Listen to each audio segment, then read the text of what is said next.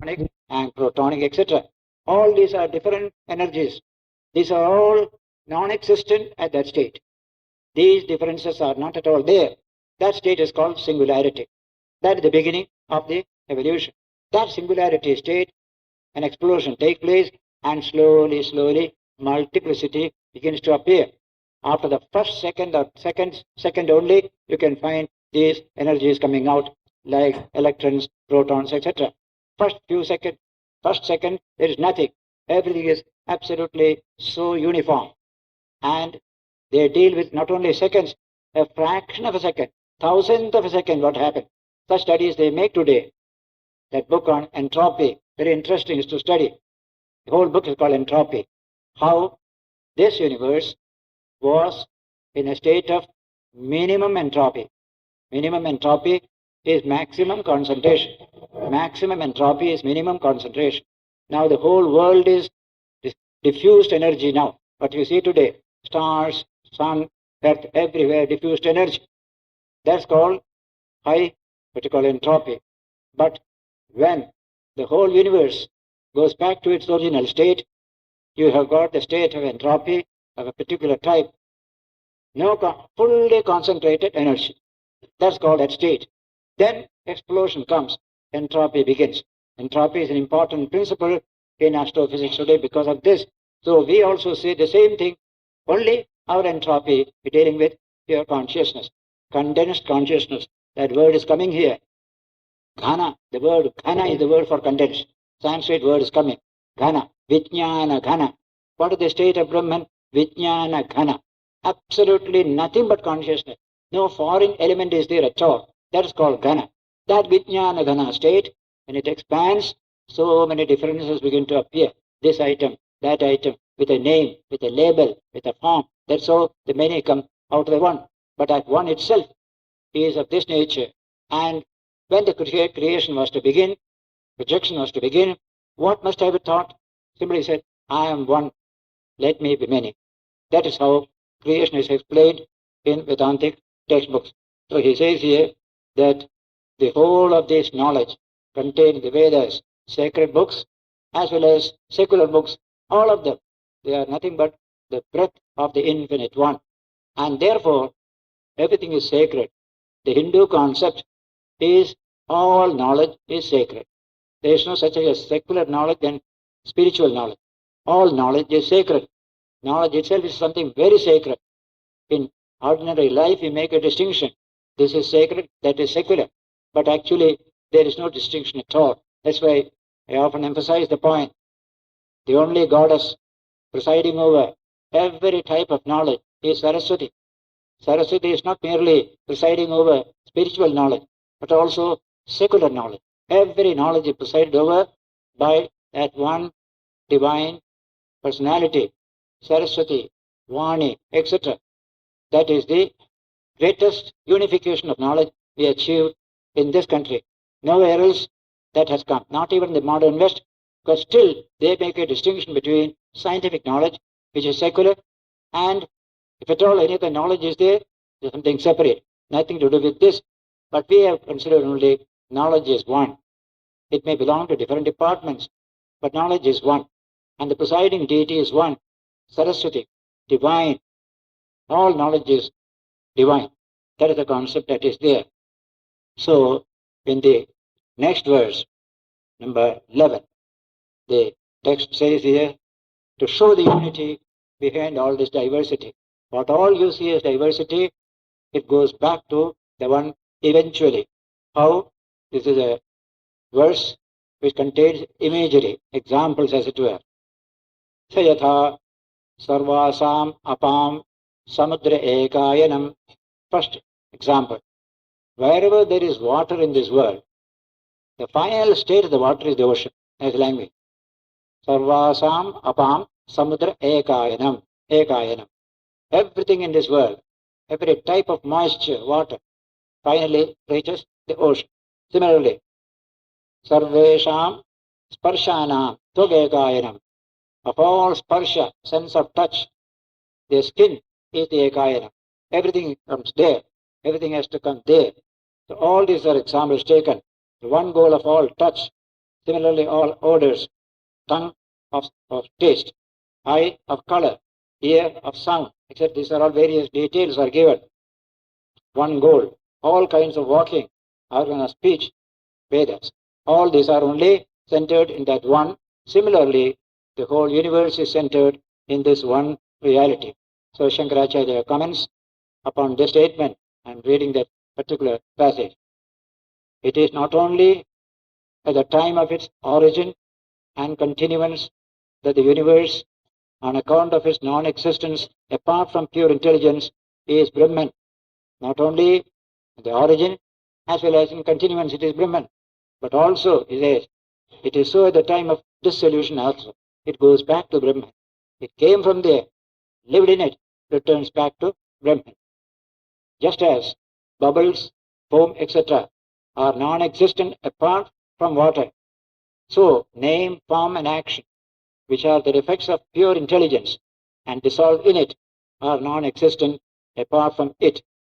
Therefore, Brahman is to be known as pure intelligence, one and homogeneous. See the word, homogeneous, ghana. No foreign matter is there. Singularity concept comes there. Modern concept of singularity is what Vedanta calls homogeneous. Only one. No separate energies are there. Homogeneous. So the text runs as follows. The examples are illustrative of dissolution. When the thing is dissolved, where does it go? Goes to the same from which it came. Like he says, all sorts of water, of rivers, tanks, lakes, they all go to the ocean finally. That is the final state of dissolution. All these particular examples are taken here.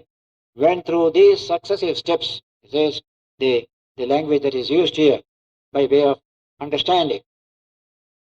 Yeah. The consideration by the manas is merged in intellect. Intellect is, without intellect, manas cannot function. Becoming mere consciousness, it is merged in pure intelligence. This manas, this buddhi, all of them, they are all little reflections of pure consciousness through the body-mind complex. Without that intelligence, they cannot function. And they merge back into that intelligence itself. Just like the example was given, in deep sleep, all our knowledge, all our understanding, all our power, energy, the whole thing get merged into the self. You have no energy at all. And there's so much energy. But in sleep, all energy goes away. Eye has energy, but in sleep it goes away. So also, all the energies in the body-mind complex, they become absorbed into the self in deep sleep. When you wake up from the sleep, you can see the return of the energy. Little by little, from the center, it goes towards the periphery. Little by little. As the first time, you cannot even open your eyelid when you wake up from sleep. Even that strength is not there. Slowly the hands get energy. The legs get energy. You can stand up. You can walk. You can run. But we return back again. So the language is from which it comes unto which it returns. That is being expressed here. Becoming mere consciousness. It is merged in pure intelligence. Our own consciousness is merged in pure intelligence. The Supreme Brahman, like different kinds of water in the ocean, went through these successive steps, sound and the rest, together with the receiving organs, that is touch as well as the skin with the organ of touch. These two, they are all merged in pure intelligence. There are no more limiting adjuncts, no more areas which can separate one into the many. Those areas are all abolished here. Then what happens? It's only Brahman, pure intelligence, comparable to a lump of homogeneous salt. Take a lump of salt. Every bit inside is salt only. There is no non-salt. You don't get sugar into a lump of salt. Absolutely salt only. Similarly, Udaka is the word used here. Salt. Without self alone must be regarded as one without a second. Everything is merged in the self. This is the famous text of this particular Upanishad. Towards the end, in that commentary on the same subject, 2.4.11, Shankara mentions here. Intelligence is Brahman. is a great statement of Aitareya Upanishad, considered to be a Mahavakya, great utterance. Prajnanam Brahma, that is the utterance. Prajnanam is the word for intelligence, pure intelligence. That is Brahman. Brahman is pure intelligence. One statement. Second statement from Chandogya, he quotes here, saying, all this is but the self. Atma evedam sarvam. All this is but the self. The self standing for pure intelligence. Thus, this kind of dissolution of the whole universe in Brahman, this can be viewed from 2 points of view. There's a very interesting study here, and modern astrophysicists have not come in touch with this statement of Shankaracharya. What is that statement? This kind of dissolution can be viewed from 2 points of view. One is a natural dissolution, which is called entropy. When the entropy principle functions, you can see energy get diffused. Maximum entropy means highly diffused energy. Therefore, there will be very little energy to sustain human life. That's called highly diffused type of energy. So, the other type is returned back. All energy become condensed, finally become unified in one single background material. That is called minimum of entropy. So, maximum of concentration. The other is maximum diffusion. That's called high entropy system.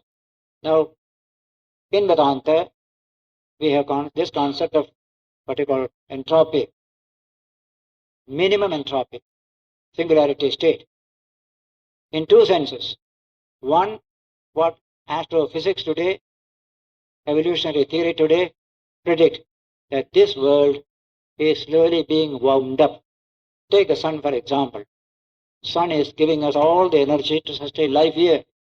But this sun is a limited source of energy, not unlimited. After 10 million years, 10 billion years, the sun will go dead.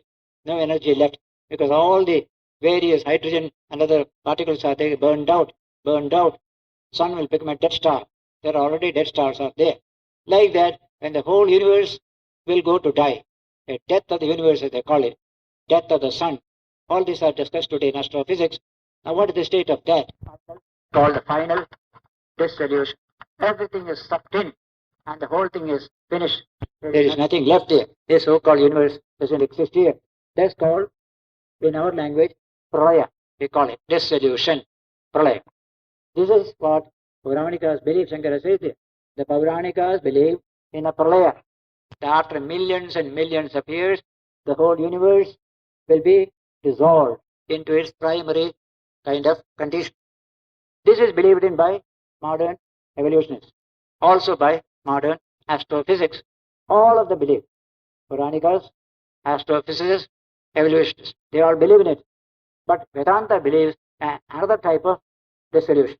That's something remarkable. The Pauranikas hold that this dissolution is natural, swabhavika. As we say today's astronomy, in the course of time, all the energy becomes so scattered, there's no energy to sustain life, and all these energies are condensed here and there. Finally, the world goes back to its original state. One is called expansion state, the other is called contraction state. We have both these concepts in Vedanta: expansion, contraction. Sankocha, vikasa. Vikasa is expansion. Sankocha is contraction. And Sankocha means going to death. Universe dies. That's called Sankocha. The other is universe lives. Expansion. Both these are going on. Expansion, contraction. That contraction period is what is called dissolution, or pralaya, as we call it. Laya means dissolution. Pralaya means prakarshena laya. Special laya. Now this is called natural. Some millions of years later, it will die away. About 50 years ago, when this theory was first propounded in astronomy, people used to get frightened. There will be a heat death of the universe. That's what astronomers said at that time, just 50 years ago. Heat death. The sun will die. Sun will have no heat to give. What? is going to happen, not immediately. Wait for another 10, 20 million years. They used to console the people. Well, that is all right. But the fact is, there is going to be a heat death of the universe. That's the end of the universe. That's called actual dissolution. All the things getting crumbled, finally going back to that nothingness state. That's called natural dissolution. Puranikas believe in it. Your Puranas are full of these statements. This Brahma is now so many years old, 51 years old. By the time he comes to 100, the world will cease to exist. Then for some time there will be no world at all. That we have also that teaching in the Gita also. Puranikas, astrophysicists have a common understanding on this question. But the Vedantic philosophy has another concept of dissolution, something remarkable. That's what Shankara is telling here. While that which is consciously effected by the knowers of Brahman, Brahmajnanis, they don't wait for that particular period of dissolution. They can do it just now, here itself. How? Through knowledge, through understanding. He says, while that which is consciously effected by the knowers of Brahman, through their knowledge of Brahman, is called extreme dissolution, which happens through the cessation of ignorance. The ignorance of diversity, as soon as it's removed from your mind, the whole diversity vanishes for you. Only Brahman alone remains. The whole universe has been absorbed in Brahman, which you can achieve in your life itself. That is called the philosophical, spiritual type of pralaya, or dissolution. Ignorance made for all these differences, all this separateness. I remove ignorance, and everything is one.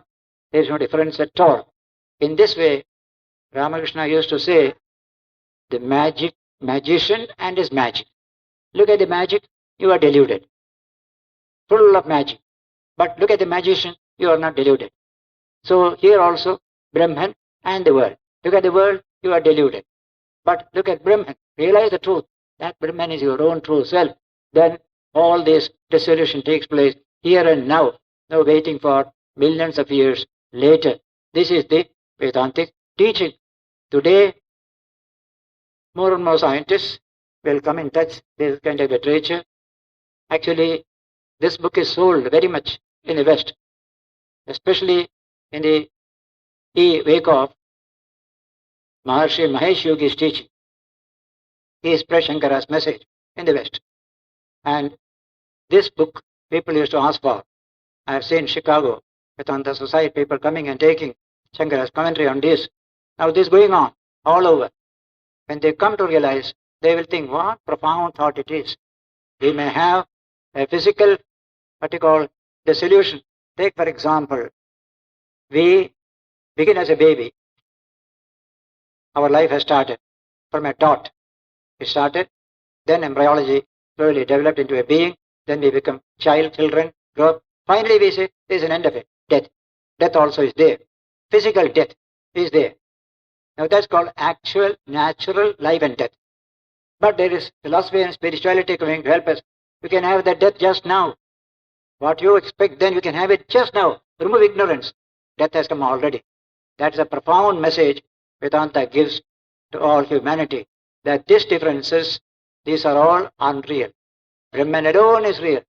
God alone is real. And you are that. Tattvamasi, Tattvamasi. When you have that, fear of death has no trouble for you. No fear of death at all. No fear of final dissolution. That is the meaning of this wonderful concept of realizing Brahman in this very life. That infinite one, from whom the universe has come, and to whom it returns, in whom it rests even now. With that knowledge comes fear of death, fear of this, fear of that. Everything goes away. And the Upanishad is going to repeat it. Abhayam Brahma Bhavati. Brahman is Abhayam. Brahman is fearlessness. He who realizes Brahman becomes fearless. This is going to be repeated again and again in the Upanishad hereafter also. So here is an idea where philosophy can achieve great things even now at this very moment when you go beyond the apparent differences with the senses revealed to you. The truth behind is one and the same. So death is not a source of fear to those who live a spiritual life. You can see it all through history. Western mystics, Eastern mystics, those who became spiritual, the first thing that came, absolute fearlessness of death. There's a story of a Christian saint of the early centuries. He had a friend, a magistrate. He told another friend that before I die, I want to give all my property to my mystic friend, the Christian mystic friend. They were good friends. And that man reported to the mystic. So he was telling like this, that he will die. Before he dies, he will give all his property to you. Did he say so? The mystic asked. Yes, sir, he said so. What? Does he not know that I am already dead? Who is going to give me? He said, there you can see the truth of it. I am already dead. I realized something else. Now that is, every great mystic has shown that fear of death is because we don't know the truth. Therefore there is fear of death. This Upanishad repeatedly mentions the idea of fearlessness. Knowledge removes fear. Physical knowledge removes some fear. Spiritual knowledge removes all fear. Here's the language. Knowledge knows no fear. And so, the idea of dissolution, pralaya, a pralaya which you can achieve now through knowledge of Brahman. I have dissolved the world into Brahman.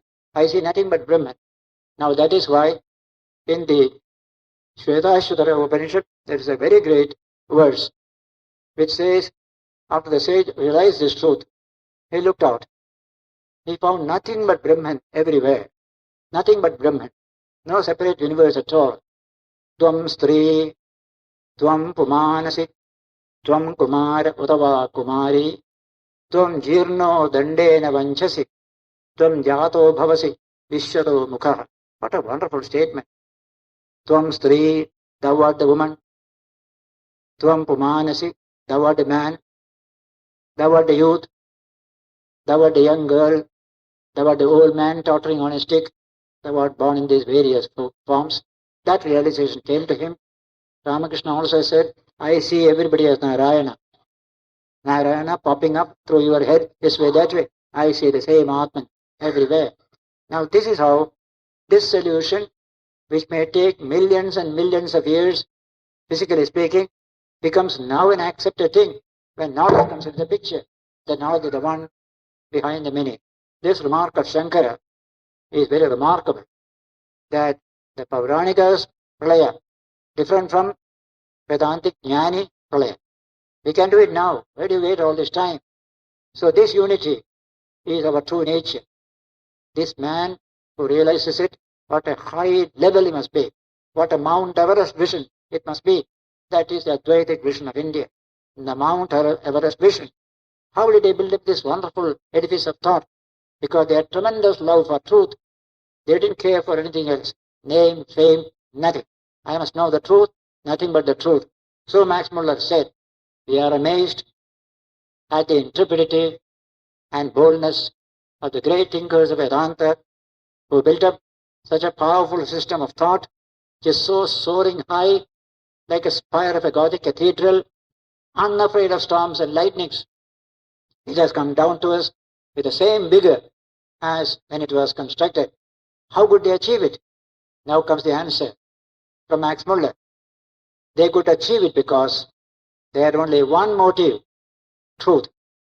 Nothing else. I want truth, I want truth.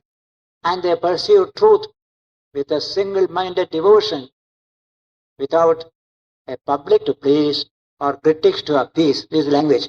They had no public to please or critics to appease. Therefore, they could pursue truth with a single-minded devotion. Then comes the observation. Need we wonder that what they constructed has come down with tremendous vigor even up to our own time? Imagine Vedanta challenging the whole of modern science today. What must be that wonderful thought developed by the sages in the Upanishads? What passion for truth must have been there? That is the supreme strength of Vedanta, which Vivekananda showed in the modern period, Shankaracharya showed 1200 years ago. The Sanskrit expression is, the lion of Vedanta roaring. Vedanta Kesari, the Vedanta Dindima. Shankara uses this also, like a kettle drum. Vedantic sound is powerful. That's the strength of Vedanta. And our country never understood a bit of it. though it belonged to us as our own heritage. In the modern period, that will be the creator of a new India. This fearless Vedantic thought, comprehensive. It takes in external life, it takes in inner life as well, physical science as well as spirituality combined together. What a tremendous power it is, not only for us, but for the rest of the world as well. That is the greatest contribution of Swami Vivekananda in our modern period. We shall continue the subject next Sunday when we meet here. The biggest passage is still coming, that after the next verse or so, when Yajnavalkya expressed some truth, Maitreyi became bewildered. You are confusing my mind. Please correct it. Then he corrects it. Then he gives a final proclamation of the supreme truth of Advaita, where all these differences are dissolved in that one. That will come next Sunday, most probably, the whole of this section of Maitreyi Yajnavalkya Samvada. After last Sunday's lecture, I had to go to Visakhapatnam on the 28th. On 30th, for the dedication of the Sri Ramakrishna temple at the sea beach, Ramakrishna beach. Large number of people have come, a few thousand, and about 190 monks and brahmacharis of the order from all over India. It is a very impressive function, 30th and 31st. Then on the 30th afternoon, I was asked to address the National Dredger Corporation in Visakhapatnam, all the staff. Again, on the first morning, on the way to the airport, the Visakhapatnam Port Trust employees, over 1,000 of them, assembled in the hall. They were exceptionally happy to have this kind of a meeting. I also enjoyed it, discussing national problems and how you and I have to contribute to their solution. I returned here on first afternoon. Last Sunday, we were studying Introduction to the great dialogue of Yajnavalkya with his wife Maitreyi, which we are to study from today, where there is stress on renunciation. And on that subject, I referred to modern scientific approaches, how theoretically and practically there is slowly the stress on control of consumption, the outgoing sensory impulses being controlled, purely for even worldly purposes. Otherwise there will be an ecological catastrophe. But much more important, that this control and discipline of the sensory human being is meant to take his life to a higher level, to realize his own true self. That is the most beautiful idea.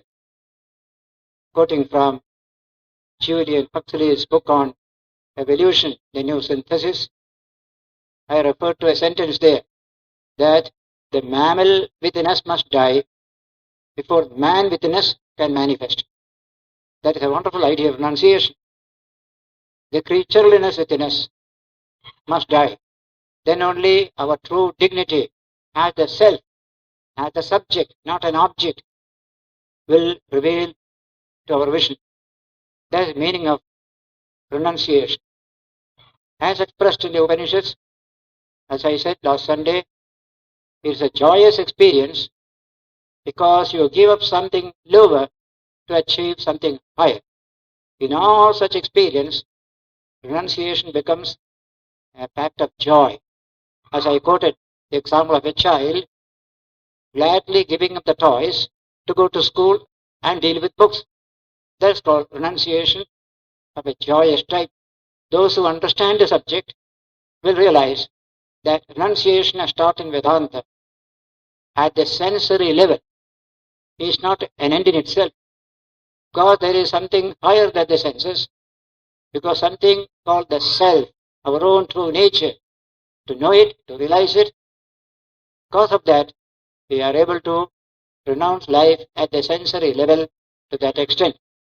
That was the background which I gave last Sunday for today's subject, the famous dialogue between Yajnavalkya, the greatest philosopher of the Upanishads, and his wife Maitreyi. Today we enter into the dialogue itself. This dialogue and 2-3 chapters that follow contain the essence of the Atmajnana expounded in the Upanishads. The wonderful way it is expounded with firm conviction and with rational conviction as well. We enter into this conversation.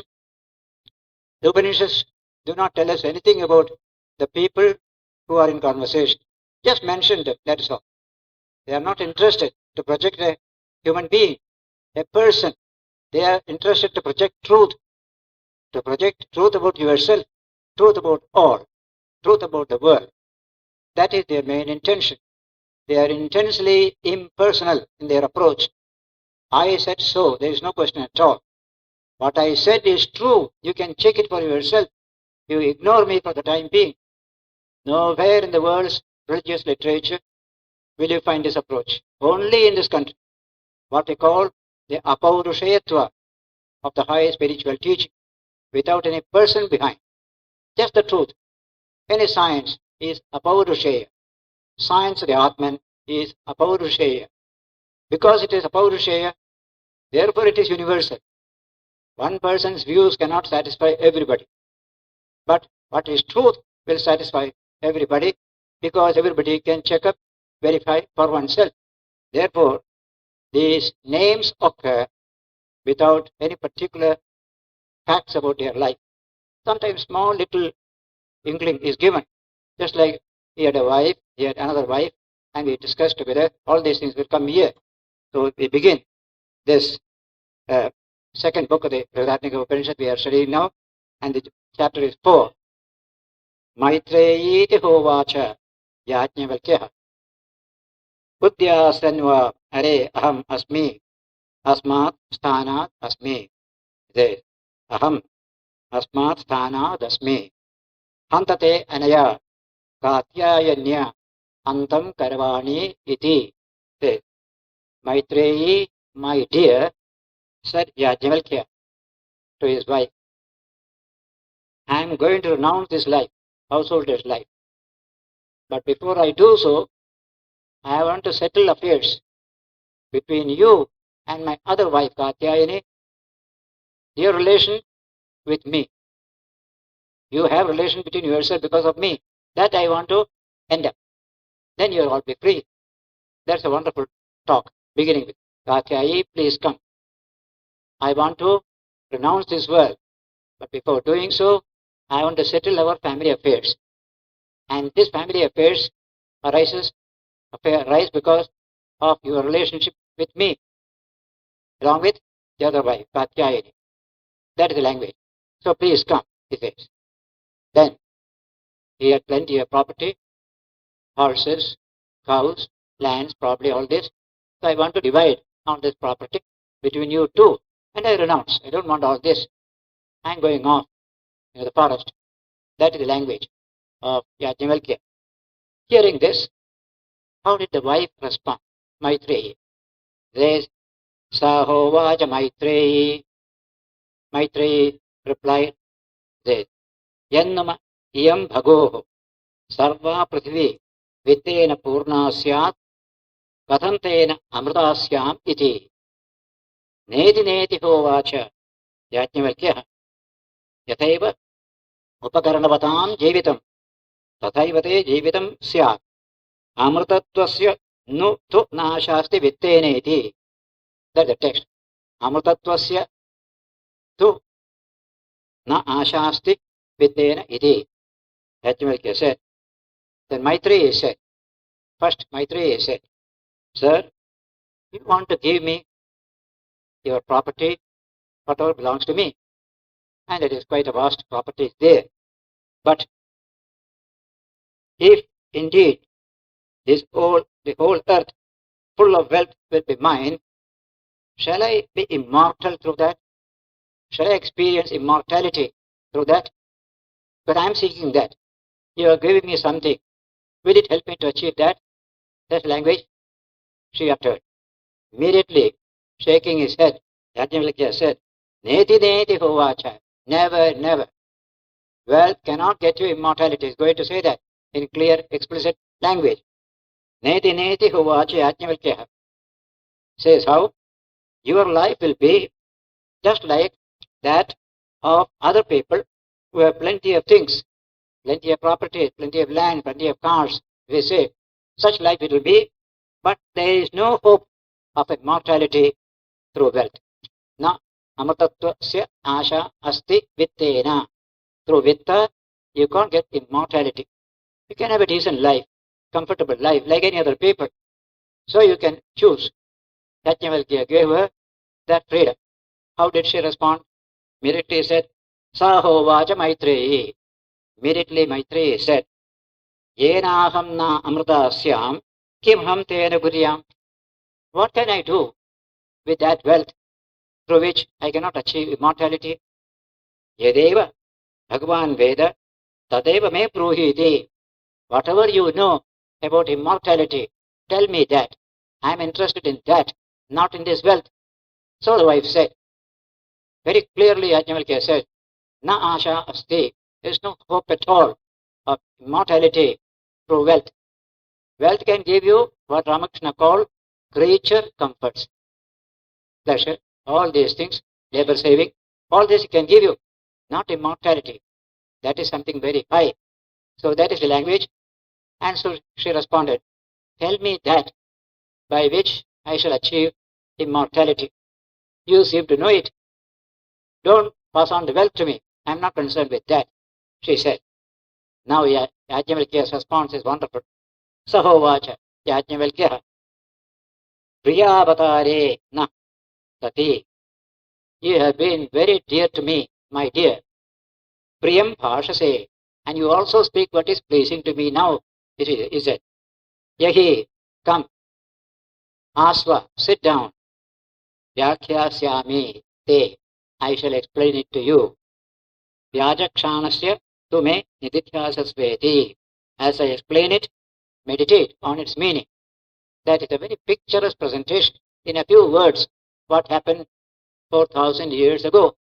It's so fresh even today, the whole subject, because that is the great anchoring of the Indian mind all these thousands of years. You can appreciate it. And today, many people in the West are appreciating this. They have been enjoying the world, they have materialistic interest, and enjoying very well as well, including colonialism, bringing plenty of wealth from outside, fattening themselves, but all that is going away. A new thinking has come. Not this, something better, something better. That question is coming, agitating the minds of people. Then when they read this whole story, so contemporary in interest, what can we do to achieve that fulfillment, that infinite peace, to realize our own true nature? Other things are secondary. This kind of discrimination is coming to the humanity in this modern age. So these books are 4,000 years old existence. They are making for a tremendous appeal to the human mind. So Yajnavalkya Priyavatare nah sati priyam bhashase yahi asva vyakhyāsyāmi te yajakshanasya tume nidithyasasveti. My dear, you have been my beloved even before, and you say what is after my heart. Come, take your seat. I will explain it to you. As I explain it, meditate on its meaning. What courtesy, what gentleness, and what intimacy you find in the whole dialogue. Now comes a very famous statement of Yajnavalkya in a series of sentences expressing the idea it is for one's own sake that we love anything in this world, anything and everything, for one's own sake. But who is that one's own? We must know. there comes a great subject. So now a series of statements are coming.